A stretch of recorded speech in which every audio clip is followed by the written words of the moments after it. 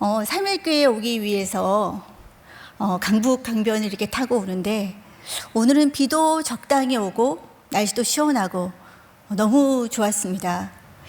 1년에 이런 날이 좀 많았으면 좋겠죠. 그런데 우리는 사실 굉장히 더운 여름도 겪었고 내년은 사실 좀 더 더울지도 모르겠습니다. 네, 안녕하세요. 아까 소개를 해주셨는데요. 저는 생태 독성학자인 안윤주라고 합니다. 환경과학자인데요. 환경과학하면 이제 분야가 워낙 넓잖아요. 그래서 이제 제가 이제 연구하고 또 가르치는 분야는 생태 독성학이라는 분야입니다. 독성학은 뭔지 다들 아실 거예요. 근데 생태 독성학은 조금 설명을 드리면 사람 말고요. 우리는 우리에게 관심이 굉장히 많잖아요.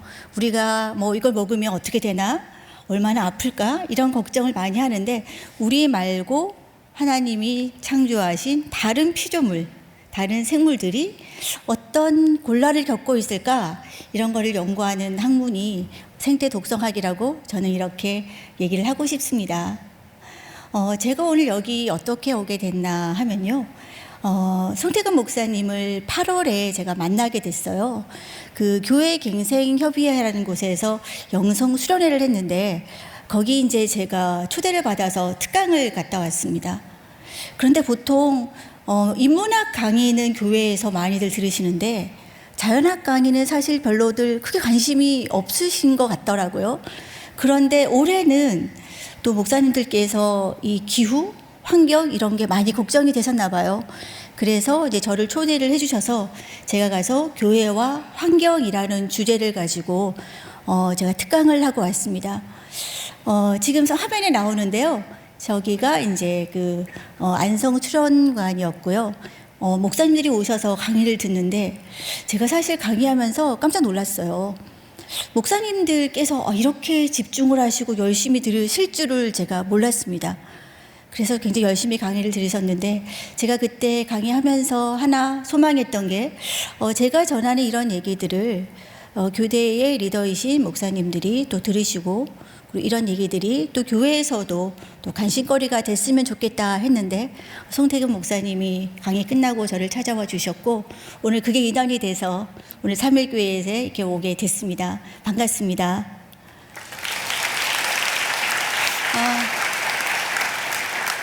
그리고 삼일교회가 1950년대부터 있었던 교회라고 아까 얘기를 들었어요. 이렇게 유서 깊은 교회에 와서 제가 이렇게 환경 얘기를 하게 돼서 너무나 영광입니다. 오늘 제가 말씀드릴 주제는 위기 얘기를 좀 하려고 그래요. 환경 위기 시대. 그리고 위기가 또 들어가죠. 위기의 생태계라는 것에 대해서 좀 말씀을 드리고자 합니다. 제가 자료 화면을 좀 가지고 왔는데요. 보여드리면서 얘기를 하려고 합니다. 건국대학교는 상당히 아름다운 캠퍼스를 가지고 있어요. 도심에서 이제 몇 개 안 되는 그 일가모라고 하는 호수인데 다들 한 번씩 와보셨죠? 아마 벚꽃 보러도 오셨고 호수 보러도 오셨을 겁니다. 저 사진은 제가 올 봄에 캠퍼스 왔다 갔다 하다가 찍은 거예요. 그랬는데 그 뒤에 찍은 사진들은 올해가 아니라 이제 작년인데요. 혹시 저 새가 무슨 새인지 아시는 분이 계실지 모르겠는데 사실 도심에서는 보기 힘든 좀 귀한 몸들입니다. 저 크게 생긴 게 외가리고요. 실제로 보면 굉장히 아주 멋있습니다. 그리고 저렇게 거리를 사람이 걷고 있는 보도 블록을 걸어가고 있는 하얀 새는 백로죠. 그리고 그 밑에 보면 또 해오락이라고 하는 새도 있습니다. 사실 저런 새들을 도시에서 보기가 쉽지가 않아요. 그런데 이제 저희 그 건국대학교에 일가모라고 하는 호수가 있고 그 가운데 와우도라고 하는 꼭 소가 누워있는 모양이라고 해서 와우도라고 하는 크지도 않습니다. 아주 작은 섬이 있는데요. 그 섬에 저 새들이 와서 지냅니다. 가까이서 저런 새를 보니까 좋기는 해요. 좋긴 한데 저는 어떤 생각이 드냐 그러면 오죽 갈 곳이 없었으면 이렇게 도시 한복판에 와서 저렇게 쉬고 있을까라는 생각이 듭니다. 생태계가 얼마나 파괴되었으면 저 새들이 서식지가 없어서 이렇게 복잡한 건국대학교 한복판에 그래도 여기서 쉬겠다고 저렇게 와서 있을까 한 이런 생각이 듭니다. 우리가 이걸 한번 생각하면서 제가 이제 그 다음 얘기들을 좀 연결을 해 보려고 합니다. 지구는 현재 환경 비상. 그런데 이런 얘기가 별로 와 닿으시나요? 맨날 비상이라 그랬잖아요. 옛날부터 비상이었고 항상 그랬었고 지구온난화는 벌써 옛날부터 얘기를 했었고요. 그리고 뭐 환경 문제 계속 있었는데 왜 하필 요즘에 우리는 더 이렇게 심각하게 지구는 환경 비상이라고 얘기를 하는 걸까요? 처음에 지구온난화라고 그랬었죠. 그러다가 기후 변화, 이제는 기후 위기, 심지어는 어떻게 얘기합니까? 기후 재난이라고까지 우리는 얘기를 하고 있습니다. 그 이유는 옛날부터 그런 일이 있었지만 요즘에 그 빈도가 훨씬 더 빨라지고 있습니다. 그리고 또 한 가지는 그 강도가 훨씬 더 세지고 있다는 게 큰 차이인데요. 한번 어떤 일들이 우리 주위에서 벌어지고 있는지 제가 자료를 좀 보여드리려고 합니다. 제가 사실 이 자료는 지난번 8월에는 보여드리지 않았던 자료예요. 보면 왜냐하면 이거는 올 9월이었거든요. 계속 새로운 일들이 생기는데 이 새로운 자료인데요. 파키스탄에서 큰 홍수가 있었습니다. 비가 많이 와서 국토의 3분의 1이 잠겼습니다. 정말 옛날에 정말 성경에서나 일어났었던 그런 홍수와 같은 것들이 이 파키스탄의 국토의 3분의 1을 이렇게 채웠죠. 보면 정말 어마어마하죠. 그런데 물론 여러 가지 원인들이 있습니다만 그 나라 자체에서 좀 더 물 관리를 잘했더라면 아니면 원래 그런 기후에 있기 때문이었기 때문에 라고 할 수도 있지만 올해 이렇게 큰 위기가 닥친 것은 이것은 바로 파키스탄만의 잘못은 아닙니다. 어느 나라가 잘못했을까요? 이산화탄소를 많이 배출했던 선진국들의 잘못임을 우리는 다 알고 있습니다. 그래서 유엔 사무총장이 이렇게 얘기를 했어요. 오늘은 파키스탄이지만 내일은 당신들 나라가 될지도 모릅니다. 라는 얘기를 했죠. 그런데 이런 게 상당히 우리는 멀리 와 닿았어요. 왜냐하면 우리 곁에 없었잖아요. 그런데 올여름 우리나라는 유례 없었던 큰 폭우를 겪었습니다. 100년 만에 폭우를 겪고 그리고 강남 한복판에 맨홀로 사람이 빨려 들어가는 이런 초유의 사태를 겪으면서 이제 이런 것들이 먼 나라 얘기만은 아니구나. 어쩌면 우리에게 상당히 가까이 와 있을 수도 있겠구나 라는 생각들을 하셨을 겁니다. 제가 이제 우리나라 얘기들은 잘 알고 있으니까요. 외국 사례들을 몇 개 좀 더 보여드릴 건데요. 자, 여기는 이제 미국입니다.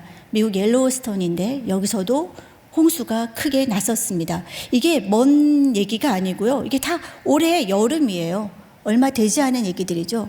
그 다음 옆에 자료를 보시면 이것도 미국인데 이제 데스밸리라고 하는 사막입니다. 국립공원인데 사막이니까 비가 올 일이 별로 없었어요. 왼쪽의 지도는 비가 오기 전, 그리고 오른쪽에 있는 지도는 갑자기 이게 비가 많이 와서 이 사막 지역에서 이제 홍수가 났었죠. 그러니까 전에는 우리가 한 번도 생각하지 않았던 새로운 곳에서 갑자기 비가 온다든지 하는 이런 일들이 자꾸 생기기 시작하는 겁니다. 작년에 독일에 큰 홍수가 있었던 거 다 알고 계실 거예요. 특히 이제 베를린에서 있었습니다. 그래서 그 큰 도시에서 이런 홍수가 나다 보니까 사람들이 이제 많이 놀랬던 거죠. 그전에는 주로 이런 사건들이 일어났던 곳들이 이렇게 잘 사는 나라들이 아니었거든요. 보통 동남아라든지 아니면 우리가 크게 신경 쓰지 않고 저 나라는 그 나라 자체가 부유하지 못해서 뭐 관리를 잘 못했거니 이런 생각도 하셨을 텐데 독일이라면 EU에서도 제일 잘 사는 나라가 아닙니까? 그 중에서도 이 베를린에서 큰 홍수가 나서 사람들이 죽는 이런 일이 생겼습니다. 이러다 보니 이제 이런 문제들을 더 가까이 생각을 하기 시작하게 된 것 같습니다. 옆에 보면 저렇게 기차역이 다 물에 다 잠겨 있는 것도 보실 수가 있습니다. 이건 나사가 제공한 지구 표면 온도인데요. 2022년 7월 사진입니다. 빨갛죠? 무엇을 의미할까요? 굉장히 뜨거운 지구라는 의미예요. 지구가 이제 점점 뜨거워지고 있는데 이거는 지금 그 지도인데요. 이제는 물 얘기 말고 좀 더운 얘기, 우리가 폭염 얘기를 제가 좀 해보려고 합니다. 폭염은 우리나라도 계속 겪고 있었어요. 근데 다행히 아직 대한민국은 40도까지 올라가진 않아서 그래도 다행이라고 말을 할 수 있을까요? 그런데 40도까지 넘어가는 지역들이 생기기 시작했습니다. 올해 말고 작년에는 그 지역들이 그렇게 많지 않아서 뉴스에도 나오고 그랬었는데요. 올해는 사실 유럽 곳곳에서 40도 넘는 폭염이 상당히 많이 발생을 했습니다. 한번 보시겠습니다. 먼저 독일인데요. 2021년도에는 홍수가 났었잖아요. 그런데 올해는 또 가뭄입니다. 저렇게 말라붙었습니다. 바닥이 지금 드러났어요, 라인강이. 그런데 이 라인강이 이렇게 말랐다는 의미는 이 물류를 수송하는 굉장히 중요한 역할을 하는 그런 강이거든요. 그러다 보니 유럽 전체에 이 라인강의 폭염으로 인한 어떤 사건들이 점차적으로 영향을 미치게 되는 겁니다. 여러 가지 나라를 좀 보여드리려고 하는데요. 이번에는 이제 프랑스입니다. 프랑스도 역시 가뭄이 심각했습니다. 그리고 101개 주에서 물 사용 주 중에서 93개 주에서 물 사용을 하지 말라고 제안을 했습니다. 이게 무심코 들으면 물이 가뭄이 그래서 물 사용하지 말라나 보다 하는데, 만약 지금 이 서울에 우리 보고 물 사용하지 말아라, 물이 없으니까 머리 감지 말아라 라고 한다면 어떠신가요? 우리 일상생활이 무너지는 거죠. 기본적인 삶의 질이 굉장히 떨어지는 그런 것을 또 의미를 합니다. 그리고 산불이 계속 발생을 했어요. 너무 산불이 많이 나다 보니까 계속 끄기 전에 또 나니까 EU에서 어떻게 했냐 그러면 가장 심각한 프랑스에 소방대원이라든지 또는 헬기를 파견해서 함께 불을 끄기도 했습니다. 지금 옆에 보면 산불이 꺼지기도 전에 또 산불이 일어나는 이런 사건들, 이런 현장들을 보실 수가 있습니다. 가물다 보니 산불이 일어나기가 쉽고, 또 이렇게 많이 가물다 보니 이 메마른 땅에는 비가 와도 토양이 그 물을 잘 흡수하지를 못합니다. 어느 정도 좀 촉촉했어야 비가 왔을 때 이런 걸 잘 흡수할 수가 있는데, 표면이 너무 말라 있다 보니까 비가 와도 그냥 표면을 흘러서 물들이 그냥 흘러가는 이런 일들이 연쇄적으로 발생을 하게 되는 겁니다. 스페인 폭염도 어마어마했습니다. 스페인의 경우에는 우리가 올리브유 다들 집에서도 많이 사용하시잖아요, 건강 때문에. 근데 올리브유 가격 조금 오를까봐 사실 좀 걱정이 됩니다. 왜냐하면 이 스페인 같은 경우에도 지금 폭염 때문에 올리브유 가격이 한 달 새 좀 올랐다고 합니다. 이제 우리나라에도 곧 아마 이런 일들이 있을지 모르겠습니다. 대형 산불도 계속 발생을 했고요. 그리고 40도가 치솟는 폭염을 겪었습니다. 제가 보니까 좀 특이한 사진이 있어서 하나 보여드리려고 갖고 왔는데요. 해변에 뭐가 출현을 했어요. 뭔지 아시겠죠? 해변에 웬 멧돼지입니까? 멧돼지가 출현을 했습니다. 깜짝 놀라시겠죠? 근데 멧돼지가 왜 출현을 했는지 그 이유를 좀 알아보니까 너무 더워서 너무 더워서 바닷물에 좀 들어가서 좀 식히고 이제 또 불이 났게 산으로 가는 겁니다. 얼마나 더웠으면 멧돼지까지 이렇게 바다에서 식히는 이런 일이 일어났을까요? 40도라고 하면 정말 상상할 수 없는 어마어마한 그런 더위가 올 유럽을 강타를 했습니다. 포르투갈도 마찬가지였습니다. 이 포르투갈의 레이리아 마을이 몇 년 전에 굉장히 유명해졌었죠. 왜냐하면 이 마을에서 굉장히 온도가 올라가서 막 40몇 도가 치솟는 게 2010 몇 년도였습니다. 16년도. 그때는 이제 이 마을이 뉴스거리였는데 지금은 뭐 여러 군데서 그러다 보니까 이제 이 마을 얘기는 사실 좀 많이 들어가긴 했습니다. 그런데 여기서도 보시게 되면 이 자료 화면처럼 지금 불타고 있는 그런 마을들이 보입니다. 상당하죠.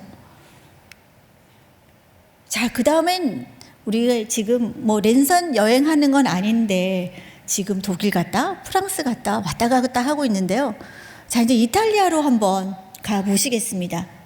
네, 이탈리아 하면 자, 뭐 좋은 얘기가 나올 것 같은데 오늘 강의 보아하니 그렇지 않죠? 어떻습니까?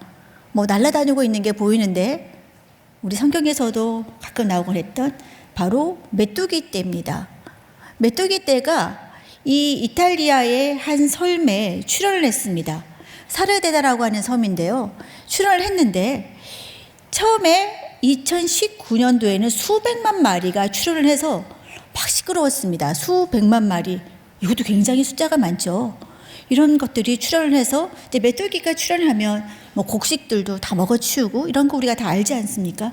그랬었는데 올해 2022년도는 몇만 마리입니까?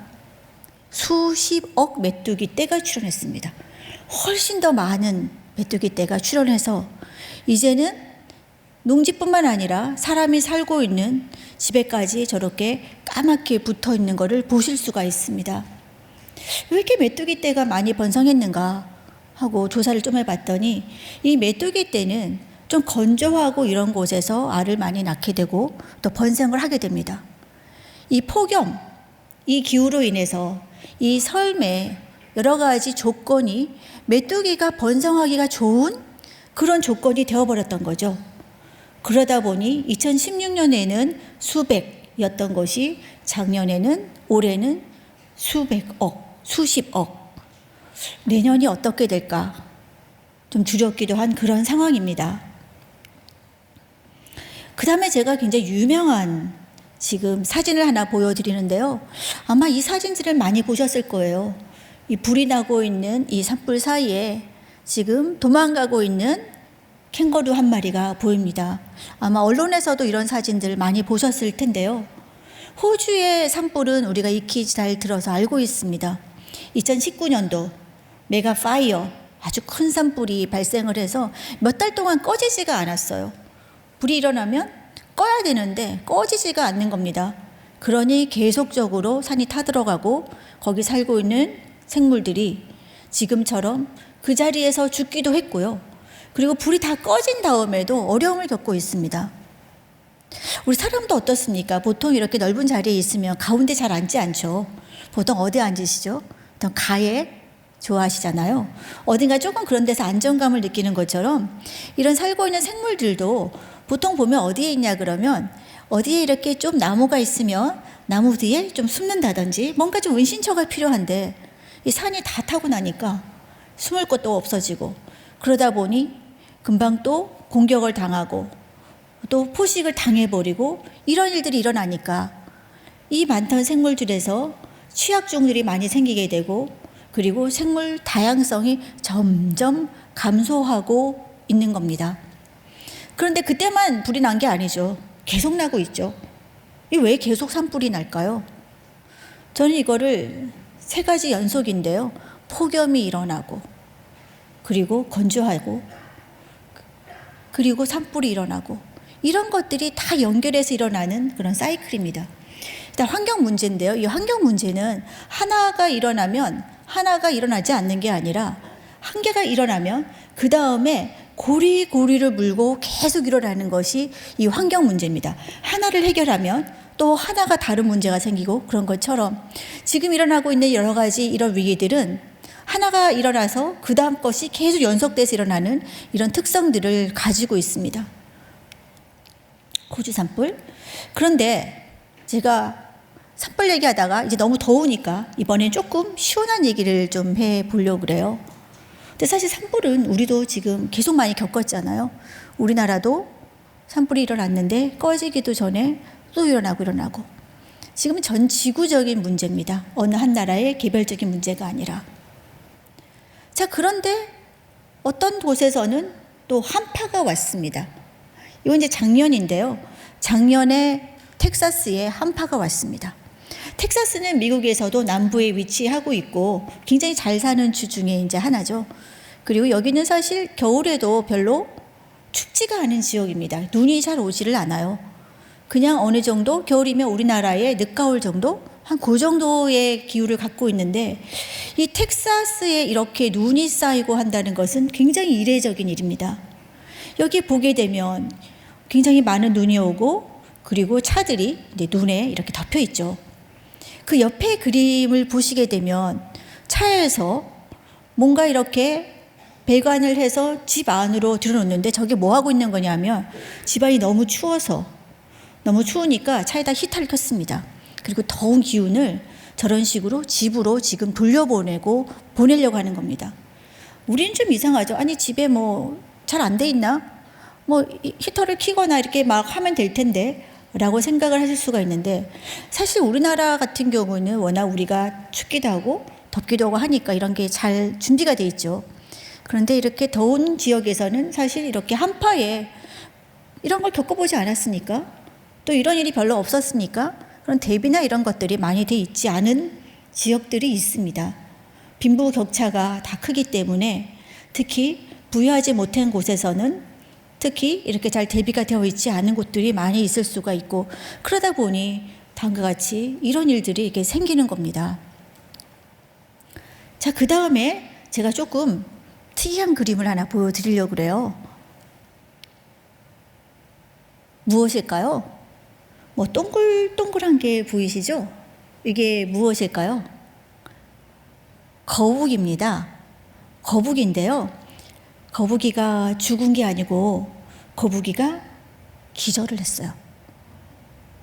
거북이가 왜 기절을 했냐 그러면, 이 거북이는 냉열 동물이잖아요.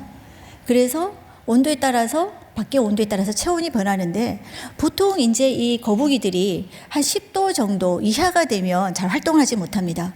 근데 텍사스가 따뜻한 지역이다 보니까 이제 해안이 있고 하니까 보통 이제 그 지역에 많이들 와서 서식을 하고 있어요. 거북이들이 서식을 하고 있는데 갑자기 한파가 와서 영하 20도로 뚝 떨어져 버리니까, 이때 거북이들이 어떤 현상이 일어나냐 그러면 기절했어요. 한파에 기절한 거북이들입니다. 그래서 이거를 이제 어떤 용어로 콜드 스톤이라고 그러거든요. 무슨 현상이냐 그러면, 죽은 건 아니에요. 죽은 건 아닌데 기온이 떨어지다 보니까 이제 활동하지 못하고 저런 식으로 그냥 기절해서 그냥 풀밭에 그냥 있어요. 물에도 그냥 있습니다. 저 기절한 상태에서는 아무것도 할 수 있는 게 없기 때문에 만약 물속에 그냥 있게 되면 숨을 못 쉬는 거죠. 그냥 익사할 수도 있는 거고, 저 상태로 오래 되게 되면 이제 굶어 죽습니다. 뭘 먹어야 사는데 기절한 상태에서 오래되면, 그래서 이제 사람들이 안타까워서 배로 저 거북이들을 다 수거해가지고 와가지고 저기 저렇게 좀 그래도 좀 깨어나라고 이렇게 구조를 한 그런 사진입니다. 초유의 사태인 거죠. 이 거북이로서는 이게 웬 날벼락일까요? 이런 일이 있다 보니까 이제 일부에서 이렇게 얘기합니다. 무슨 지구 온난화야, 이렇게 추워지는데 뭐 미니 빙하기도 온다며, 이런 얘기를 일각에서 하기도 합니다. 그런데 왜 이렇게 지구상에서 추운 곳은 갑자기, 덥던 곳이 갑자기 추워지거나 또는 반대 일들이 왜 이렇게 일어나냐고 하면, 제가 간단히 왜 그런지 사진을 하나 보여드리도록 하겠습니다. 제트 기류라고 들어보셨을 거예요. 이 제트 기류가 이렇게 안정적으로 흘러가야 되는데, 기후 변화가 일어나면서 이 제트 기류가 이렇게 요동을 치기 시작합니다. 요걸 이제 음의 진동이라는 이런 용어로 부르는데요. 이렇게 흘러가야 되는 것들이 이렇게 요동을 치다 보니까 이쪽에 있던 차가운 기운이 한 지역으로 요동쳐서 내려올 때 차가운 공기가 그쪽으로 쏠리게 되는 겁니다. 바로 텍사스 한파가 그래서 온 겁니다. 이렇게 요동쳤을 때에 북극의 차가운 기온이 내려오면서 그 지역을 영하 20도라는 굉장히 차갑게 만들고, 그리고 거북이가 기절하는 그런 사건들이 일어난 거죠. 이런 현상들이 작년에는 텍사스에서 일어났지만 그 다음은 어디일까요? 우리가 예측을 하면 좋겠지만 굉장히 좋은 슈퍼컴퓨터를 가지고도 우리가 사실은 내일 또는 일주일의 기후를 예측은 하지만 정확하게 알지는 못합니다. 그럼 우리가 어떻게 내년을 정확하게 예측을 할 수가 있을까요? 뭐가 자꾸 잠긴다 그러잖아요. 인천공항, 그리고 어떤 섬들이 어느 시간이 지나면 지구상에서 흔적도 없었던 것처럼 사라질지도 모른다라고 하는 그런 얘기를 하는 시대에 우리는 살고 있는 것 같습니다. 이런 기후 변화들, 이제 전 세계에 이런 일들이 있구나라는 것들을 이제 한번 보셨는데요. 이로 인해서 그럼 우리가 어떤 사건들이 있었는지를 몇 가지 좀 보여드리고자 합니다. 자, 알프스죠. 알프스는 이제 굉장히 아름다운 곳들이 많죠.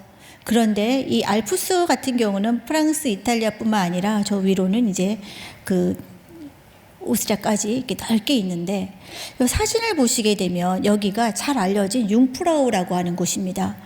2021년 비교해서 2022년에 차이가 보이시죠? 많이 없어졌는데, 여기서 저는 차이를 보시라는 게 아닙니다. 어디를 주목해야 될까요? 불과 1년 사이라는 겁니다. 옛날에는 이런 현상이 일어났는데 이게 시간이 오래 걸렸어요. 아주 조금씩 녹았기 때문에 우리가 보통 이 사진들은 몇 년 후 이렇게 비교를 했는데, 이거는 작년이고 그냥 올해인 겁니다. 이렇게 변해버렸어요. 이 속도가 너무 빨라졌습니다. 아까도 말씀드린 것처럼 굉장히 그 빈도가 빨라졌다는 게 우리가 현재 갖고 있는 가장 큰 위기인 겁니다. 그냥 막상 그러려니 했는데 사람이 죽는 사건이 일어났습니다. 여기는 이제 이탈리아에 있는 돌로미티 산맥인데요. 그 산맥 중에 이제 최고봉이 마르몰라다라고 하는 산이 있습니다. 이 산은 굉장히 높기 때문에 일반인들은 등반을 하지 못한다 그래요. 여기에는 주로 전문 산악인들이 이제 올라가는 이제 그런 곳이라고 합니다. 그런데 이분들이 아무리 준비가 잘 돼 있고 해봤자 산이 무너져 버리는데 무슨 수가 있었겠습니까?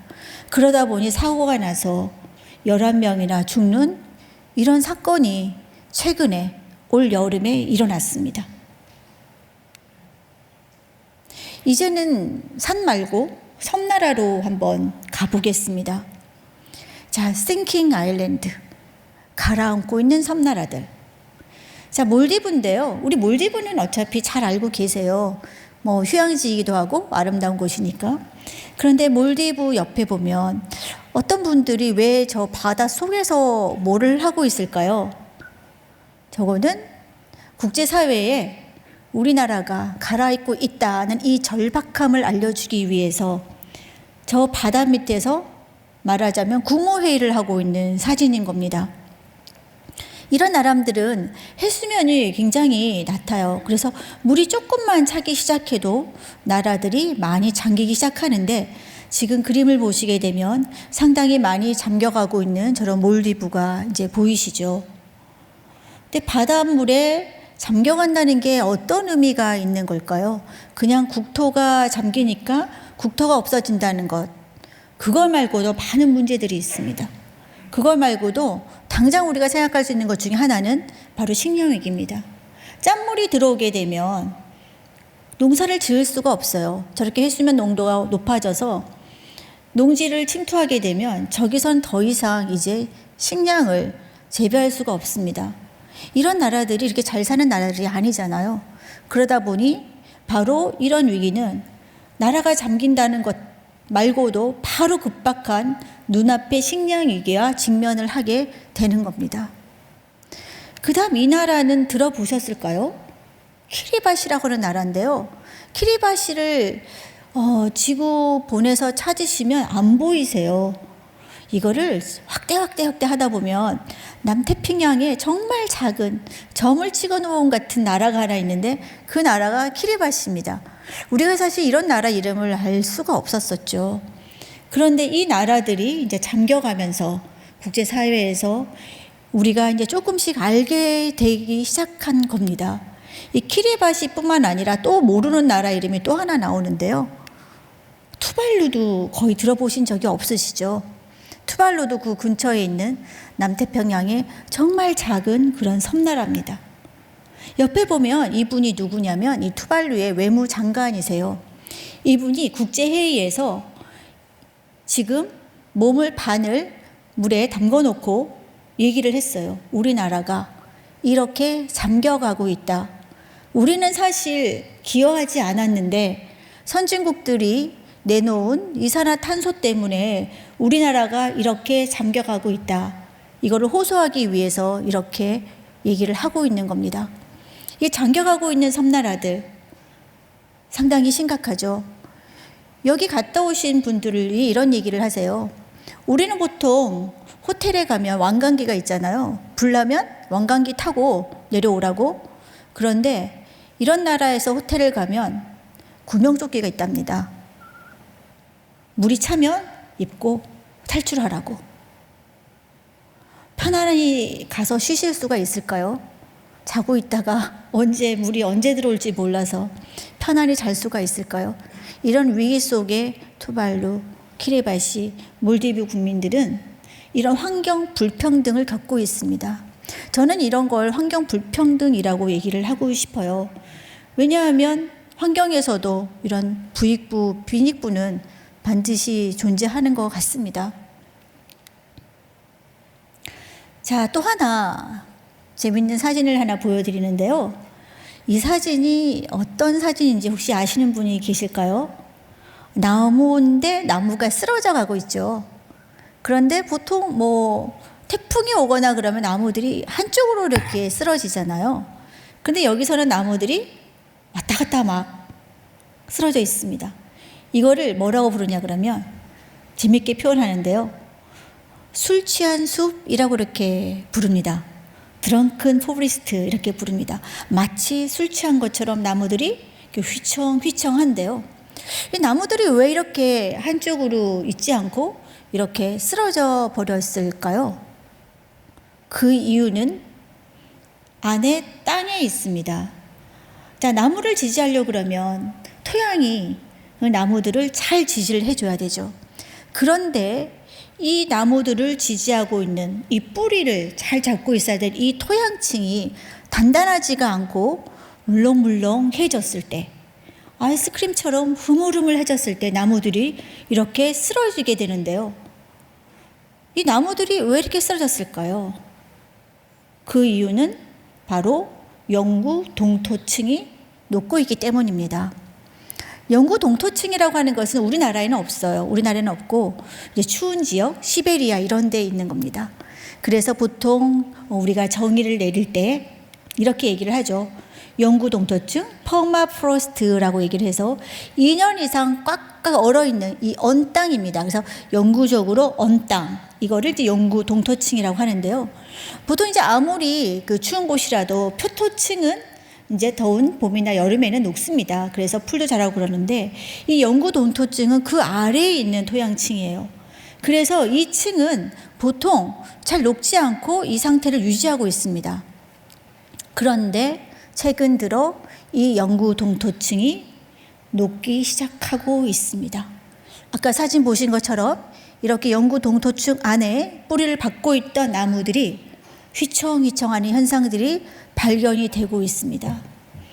그런데 이 영구 동토층에는 문제는요, 상당히 많은 이산화탄소가 여기 포함이 되어 있다는 겁니다. 이걸 우리가 한번 건드려서 녹는 게 심화되기 시작한다면 그때는 우리가 별로 할 수 있는 게 없는 것 같아요. 과학자들도 다 그렇게 얘기를 합니다. 이 영구 동토층이 정말 본격적으로 녹기 시작한다면 그때는 기후위기가 훨씬 심화될 것이고 그 다음은 정말 우리가 알 수가 없다라고 얘기를 하고 있습니다. 자, 그러면 이렇게 가만히 있다가 그냥 이렇게 끝나야만 할까요? 어떻게 할까요? 우리가 이제 이런 시계를 보죠.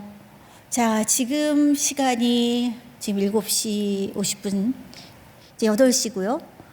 자, 근데 지구 시계를 그리면 지금이 몇 시냐 그러면 0시부터 우리가 12시까지 있다라고 했을 때 지구는 현재 오후 10시입니다.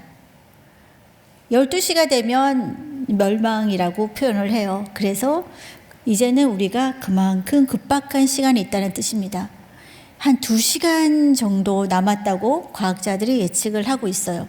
이제 바늘을 돌릴 수는 없는데 뭘 해야 되냐 하면 최대한 늦게 가거나 요거를 잡아놔야 되는 건데, 자, 어떻게 잡아내야 할지 전 세계가 노력해야 될 부분, 합의한 부분이 있는데 그 얘기를 드리려고 합니다.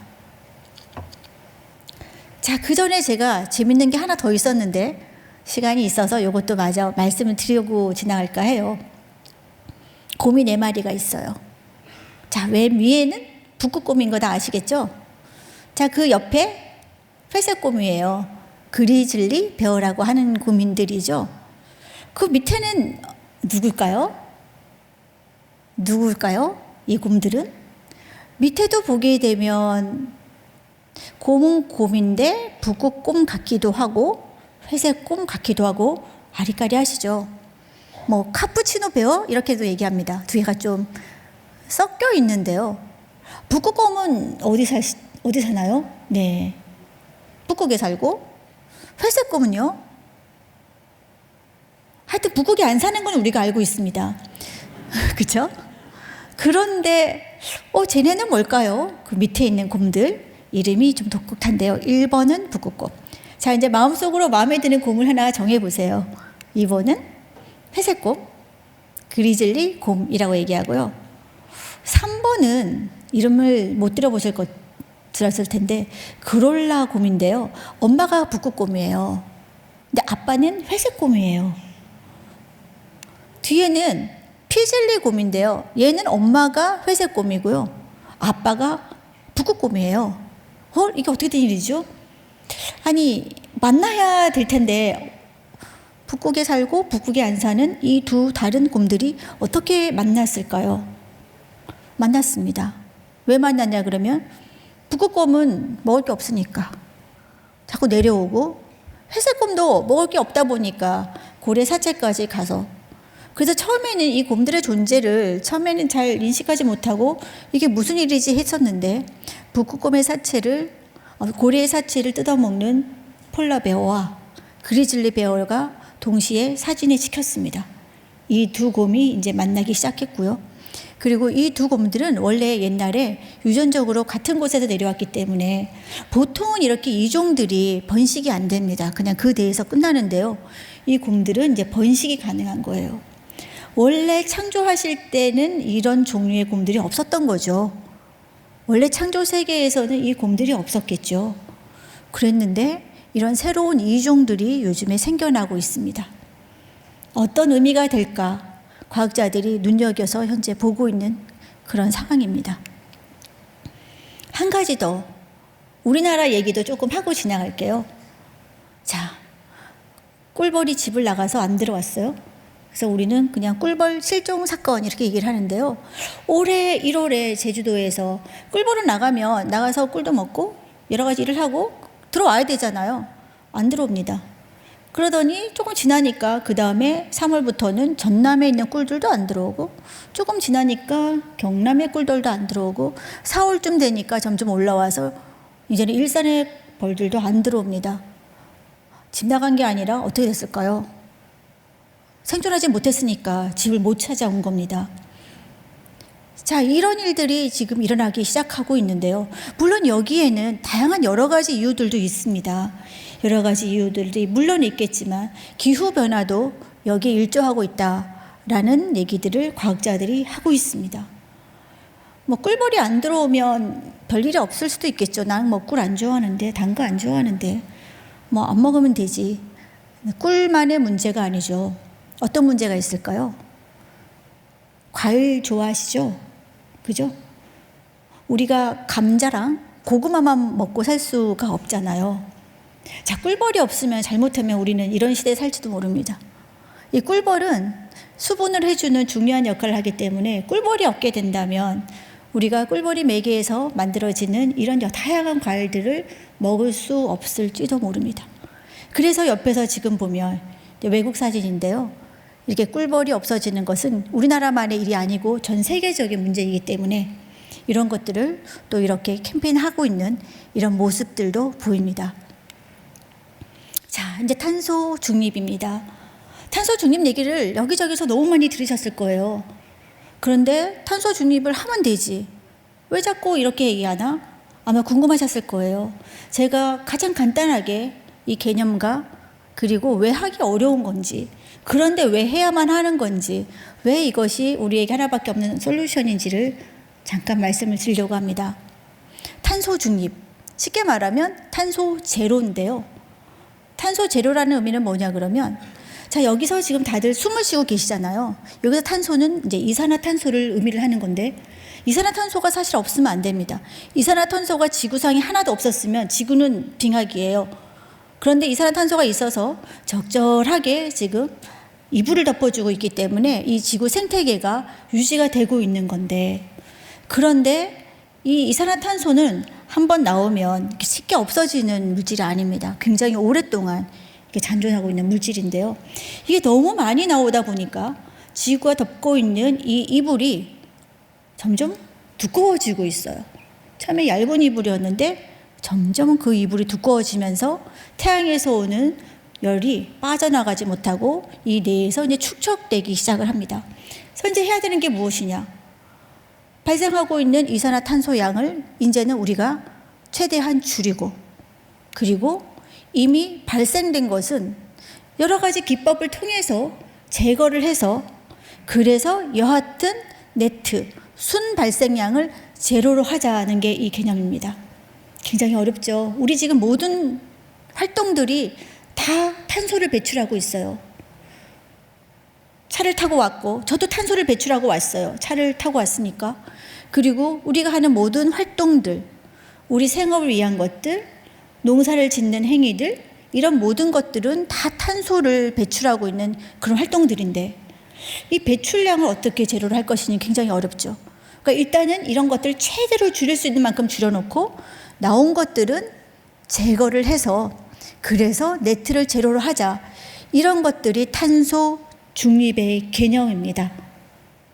자, 그런데 보면 우리나라가 탄소 배출량이 전 세계에서 7등이래요. 적지가 않죠. 물론 잘하는 것도 있습니다. 우리나라가 잘하는 거 많이 있어요. 예를 들어서 분리수거는 우리나라가 독일에 이어서 전 세계 2등으로 굉장히 잘하는 것들도 있거든요. 근데 탄소 배출량이 적지가 않습니다. 그 이유가 우리나라가 급격하게 산업화를 했잖아요. 자원이 별로 없는 나라다 보니까 땅속에 있는 화석연료들을 우리는 많이 쓸 수밖에 없었어요. 그러다 보니 많이 배출하는 이런 사회 구조로, 산업 구조로 이 나라가 그렇게 돼 있는 겁니다. 그렇게 하다 보니까 이제 7위가 되었고요. 그리고 항상 보면 이 탄소 배출 얘기할 때 산업화 이전에 비해서 몇 도가 올랐다 이런 얘기를 하는데, 산업화 이전과 비교해서 우리가 그 이후부터 화석연료를 많이 썼기 때문입니다. 자, 여기 보게 되면 비교해서 온도가 1.09도 올랐다 그랬어요. 그러면 이렇게 생각이 드시잖아요. 아니, 이게 뭐 대수라고, 겨우 1도 오른 것 같고 뭘 그래, 이런 생각 드시죠.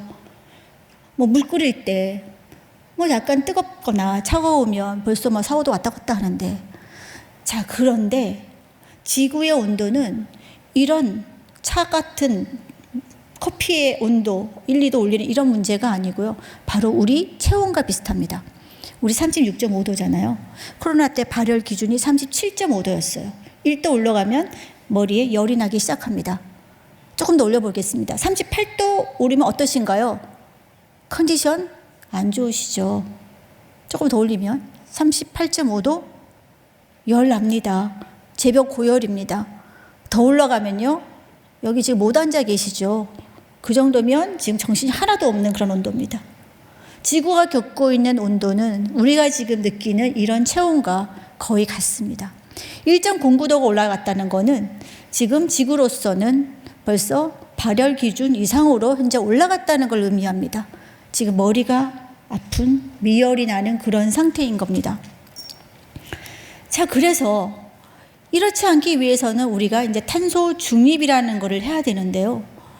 자, 이 탄소 중립은 우리나라 혼자 해서 되는 일도 아니고, 그리고 몇 개 나라가 해서 되는 일이 아닙니다. 왜냐하면 이 탄소라는 것은 전 세계를 다 덮고 있는 그런 거기 때문이죠. 아까 초반에 제가 여러 가지 기후 위기에 대한 설명들을 쭉 드렸잖아요. 이런 것들이 다 우리가 너무나 많은 탄소를 배출해서 지구 온도가 높아지다 보니 일어나는 이런 이상 기후인 겁니다. 자, 이제 탄소 중립은 지구를 구하기 위한 유일한 방법이라고 얘기를 하고 있는데요. 뭐라고 얘기를 하고 있냐 그러면, 우리가 2050년까지 전 세계가 협력해서 탄소 중립을 이루어야만 한다라고 지금 하고 있습니다. 자, 그 히스토리를 조금 보겠습니다. 2015년도에 굉장히 중요한 협약이 있었어요. 파리 협약인데요. 이 파리 협약 이전에도 그 전에도 유엔 기후변화 협약도 있었고요. 뭐 교토 의정서라고 하는 것도 있었고요. 이런 걸 안 했던 건 아닙니다. 계속 있었는데 그때는 선진국들이 모여서 했어요. 그리고 별로 구속력이 없었어요. 그냥 레코멘데이션인 거예요. 그냥 하면 좋겠다. 권고를 했던 거지 어떤 게 특별히 있었던 건 아닙니다. 그런데 2015년도 이 파리 협약에서는 여기서 중요한 것은 개도국과 선진국이 다 모였다는 거예요. 195개국이니까 거의 전 지구상의 모든 나라가 다 모여서 뭘 했냐 그러면 자, 이제 우리 더 이상 이래서는 안 되겠다. 산업화 이전에 비해서 우리가 1.5도 이하로 억제하기 위해서 노력을 해야 되겠고 2도씨 이하로 가지 않도록 해야겠다. 2050 탄소 중립을 이루어야겠다. 우리나라 반기문 사무총장 시절이었습니다. 그런데 우리는 이게 쉽게 이루어진 줄 알고 있을지 모르지만 사실 마지막 날까지 이 모든 것에 협의가 잘 되지 않아서 굉장히 어려웠다고 합니다. 이 기후변화 협약은요. 한 나라가 안 한다 그러면 못 하는 거예요. 전 세계가 만장일치가 돼야 되는데 이게 쉽습니까? 195개인데요. 그러면 이렇게 생각하실 수 있잖아요. 아니 지금 지구가 이렇게 위기라는데 아니 왜 안 해? 다 하면 되지. 탄소 중립 선언하면 되잖아. 그런데 선언을 한다는 게 문제가 아니라 선언을 하고 나면 그 다음부터는 우리에게 그것을 지키기 위한 책임과 고통이 뒤따릅니다. 우리 산업 구조를 바꿔야 되고요. 내가 하고 있는 우리 가업이 어려워질 수도 있다는 얘기입니다. 그러다 보니 이게 쉽게 접근하기가 굉장히 어려웠던 건데 마지막 날 극적으로 전 세계의 합의가 도출이 돼서 2050년까지 탄소 중립을 전 세계가 하겠다라는 이런 선언을 하게 됩니다. 우리나라도 선언을 했고요. 독일의 경우는 2040년까지라고 했고요. 그리고 중국이나 다른 나라는 조금 더 늦게까지 미루는 나라들도 있습니다. 이런 지금 탄소 중립은 전 세계가 함께 지금 하겠다고 하고 있는 그런 중요한 사안입니다. 2018년도에 우리나라 송도에서 IPCC, 즉 기후변화에 대한 정부 간 협의체인데요. 여기서 다시 한번 모여서 중요한 선언을 했습니다. 어떤 특별 보고서를 썼는데요. 이걸 왜 했냐 그러면 2015년도에 파리에서 하고 나서 보니까 너무 빨리 변하는 거예요. 기후변화와 관련된 일들이 너무 빨리 더 강도가 점점 더 세져서 이렇게 하면 안 되겠다. 1.5도까지 2도가 아니라 우리가 1.5도까지 꼭 해야겠다. 거기에 대한 근거를 찾아내고 그래서 지구온난화 1.5도시 특별 보고서를 이때 승인을 하게 됩니다. 자, 이걸 한번 비교를 해드리고 싶어요. 자, 탄소 중립을 위해서 우리는 약속을 했는데 1.5도와 2도가 뭐가 다를까? 0.5도인데 말이죠. 근데 큰 차이가 있습니다. 우리 산호초 알잖아요. 이 산호초는 해양 생태계의 가장 근간을 이루는 겁니다. 이게 없으면 해양 생태계가 무너지는데요. 여기 보시게 되면 1.5도가 올라가면 그렇게 된다 그러면 산호 같은 경우에도 어느 정도 그래도 한 70에서 이 정도 소멸하는데 2도가 올라가면 99%라고 합니다. 무슨 얘기죠? 다 없어진다는 이런 의미죠. 그뿐만 아니라 해수면 상승이라든지 이런 위험한 것들이 오는 시기가 0.5도에 따라서 이렇게 크게 달라진다는 겁니다. 마치 우리 체온이 0.5도 올라가면 이런 것처럼 말입니다. 이렇게 얘기하고 나면요. 과학적인 저는 사실 참 어려워요. 과학은 답이 있어야 되잖아요. 뭔가 해법을 들여야 되잖아요. 그런데 이 환경 문제는 해법이 참 어렵습니다. 그렇지만 한 가지 확실한 건 있어요. 타임 투 액션. 지금 뭔가 해야 된다는 것은 분명한 것 같습니다. 2021년도와 비교해서 2022년도는 단 1년 사이에 큰 변화가 있었습니다. 사실 내년 2023년도에 우리는 어떤 기사들을 보게 될까요? 사실 좀 저는 두렵습니다. 그런 부분들이. 자, 기후 변화와 관련된 탄소 중립을 앞에 두고 우리가 해야 되는 일들을 몇 가지 있는데요. 좀 용어가 복잡하기는 합니다만 그냥 소개를 해드리려고 갖고 왔습니다. 보면 여기 장기 저탄소 발전 전략이라는 게 있고요. 그냥 국가 온실가스 감축 목표라는 게 있습니다. 이런 걸 이제 수립을 해서 유엔에 제출을 이제 해야 되고요. 탄소 중립을 했기 때문에. 그래서 우리나라의 경우에는 뭐를 해야 되는지를 한번 잠깐 보여드리면 경제 구조 자체를 저탄소화를 해야 되고, 그리고 탄소 중립 제도 기반을 만들어야 된다든지, 그리고 석유 화학을 썼던 거를 이런 것들을 바이오 플라스틱을 더 쓸 수 있도록 해야 된다든지, 이렇게 여러 가지 다른 산업 구조의 변화를 우리는 가져와야 한다는 것을 의미를 합니다. 어렵죠. 만약 우리 가업이 우리 집에서 또는 우리 집 부모님이 또는 내가 이런 회사에 다니고 이런 일을 하고 있는데 탄소 중립을 하기 위해서 내가 하는 일에 제약을 받게 된다면 이런 것이 굉장히 가깝게 다가오시죠. 그럴 때 탄소 중립을 해야 할까? 아니면 그냥 설마 해야 할까? 우리가 좀 깊이 생각해 봐야 할 그런 시점인 것 같습니다. 이제 슬슬 얘기를 마무리하려고 합니다. 그러면서 결국은 가장 기본으로밖에 돌아갈 수 없는 것 같습니다. 우리가 해야 할 일, 절약, 안 쓰고 새로 쓰고 자원 재활용, 이런 것들 너무 많이 알고 있죠. 그리고 교회에서 할 수 있는 일이 뭔가 생각을 해봤을 때에 교회 공동체에서 할 수 있는 일들이 분명히 있는 것 같습니다. 요즘에 ESG라는 얘기를 상당히 많이 하고 있잖아요. 기업이 ESG를 해야만 하잖아요. E라는 것은 환경을 보호한다는 의미고, S라고 하는 것은 사회를 생각해서 뭔가 해야 된다는 얘기고, 그 다음에 G라는 것은 경영을 투명하게 해야 된다는 얘기인데, 뭐 기업은 그렇다 치고요. 교회는 원래 S, G는 다 잘하고 있습니다. 원래 교회는 사회봉사도 많이 했고요. 어차피 좋은 일들을 많이 하고 있는데 E도 함께 생각을 해봤으면 참 좋겠습니다. ESG 교회라고 할까요? 환경에 대해서 교회에서 할 수 있는 게 분명히 있는 것 같습니다. 자, 우리는 생태계에 있는 많은 종 중에 하나죠. 호모 사피엔스. 이거 말고도 종의 이름은 굉장히 많이 있어요.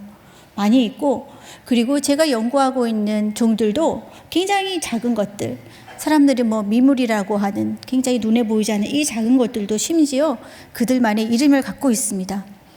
조그만 물벼룩 같은 것도요, 이름이 있어요. 데프니아, 메그나. 이름 괜찮죠? 그리고 조그만, 그리고 또 아주 작은 토양벌레도 있는데요. 이름이 되게 예뻐요. C. 엘레강스. 우아하죠? 이런 이름들이 다 있습니다. 그리고 우리가 알고 있는 클로렐라, 조류잖아요. 이름이 있어요. 클로렐라, 뒤에는 불가리스, 이렇게 이름이 다 있습니다. 이 모든 생물종에 다 이름이 있고요. 우리만 있는 게 아니라 이런 게 있는데요. 우리는 상당히 이제 편리함을 추구하죠. 먹이 사슬의 탑에 우리는 서 있습니다. 자, 여러분들 잘 아시는 창세기 1장 26절 말씀이에요. 자, 태초에 하나님이 천지를 창조하셨고 어쩌고 어쩌고 이렇게 쭉 나와 있죠. 이거를 제가 환경과학 버전으로 한번 새로 써봤어요.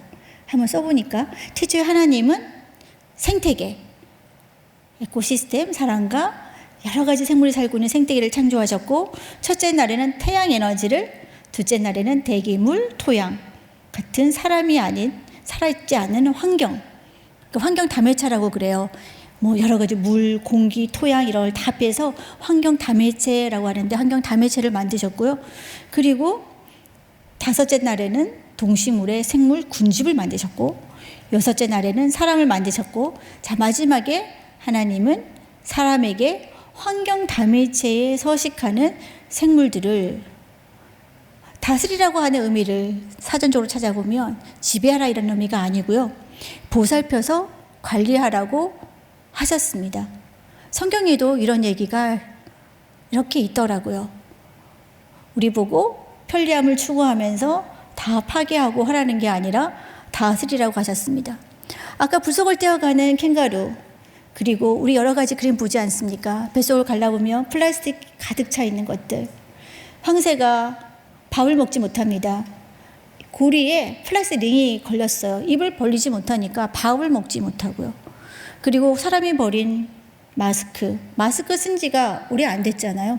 근데 바다 밑에 벌써 마스크가 가득 있어서 생물체들이 그 안에 갇혀 있습니다. 비닐봉지 안에서 나오지 못하고 있고요. 이런 예는 정말 수도 없이 많이 우리가 볼 수 있습니다. 원래 없었던 그런 새로운 물질들을 석유 자원을 이용해서 우리가 플라스틱을 많이 만들므로써 지금 2050년에는 세상에 물고기가 반, 그리고 플라스틱 반이 될 거라고 지금 예측을 하고 있지 않습니까? 환경 불평등. 아까도 말씀드렸지만 이 코로나19가 생기면서는 사실 우리에게 부익부는 더 커진 것 같습니다. 사실 꿈쩍도 안 한 사람들도 있겠지만요. 이걸로 인해서 어려워진 분들이 훨씬 더 많은 게 현실인 것 같습니다. 환경도 마찬가지로 환경이 어려워지면 이걸로 인해서 더 잘 살지 못하는 개도국들이 훨씬 더 많은 영향을 받습니다. 아까 보여드렸던 가라앉는 섬나라가 그 대표적인 예들이겠죠. 자, 여기서 제가 한 가지 불편한 진실도 또 말씀드리고 싶은데요. 국제협약 중에서 바젤협약이라는 게 있습니다. 이게 뭐냐 그러면, 자, 우리가 쓰레기를 우리나라에서 많이 나오잖아요.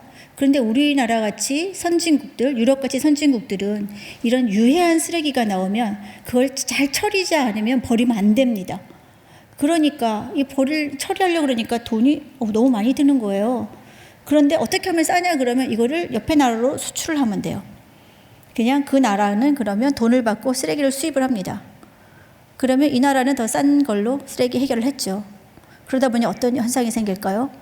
유해한 폐기물이 선진국에서 그러면 잘 살지 못하는 동남아시아 이런 곳으로 많이 건너갔습니다.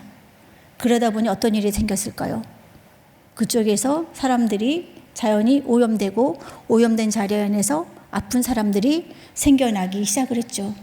그래서 국제사회에서 이러면 안 되겠다. 너네 나라에서 만든 쓰레기는 거기서 해결해라. 불법 쓰레기 수출 금지 한 것이 바로 이런 바젤 협약입니다. 그렇지만 이미 건너간 이런 쓰레기들이 굉장히 많고요. 동남아시아뿐만 아니라 아프리카도 그렇고요.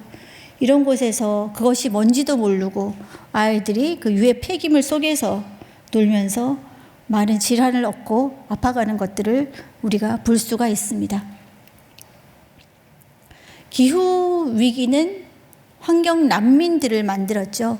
아까 초반에 보여드렸던 파키스탄, 국민의 국토의 3분의 1이 잠기다 보니까 굉장히 많은 난민들, 피해한 사람들이 이제 발생을 했습니다. 우리는 지금 그래도 일상생활이 유지되기 때문에 이렇게 와서 예배를 드리고 있습니다. 씻을 수가 있고요. 먹을 수가 있고요. 씻지도 못하고 먹지도 못한다면 우리 인권이 과연 있을 수 있을까를 함께 좀 생각을 해보고 싶습니다. 제가 이제 항상 이런 말씀을 드리면서 마지막으로 드리는 얘기입니다. 환경은 미래 세대의 인권이다라고 하는 이야기입니다. 그레타 툰베리, 스웨덴의 기후운동가죠. 어릴 때부터 활동을 해서 지금 꽤 유명한데요. 그레타 툰베리가 이런 얘기를 했죠. 우리는 미래 세대가 아니다. 우리는 멸종 위기 종이다 라고 얘기를 했습니다.